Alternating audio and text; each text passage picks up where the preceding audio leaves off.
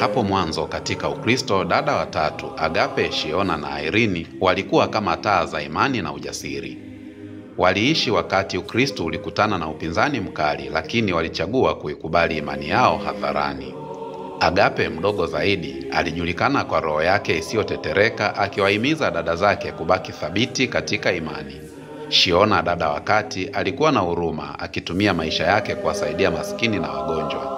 Irene, ambaye jina lake linamaanisha amani, alibeba matumaini kwamba imani yao itashinda siku moja. Walikamatwa kwa kukataa kuikana imani yao.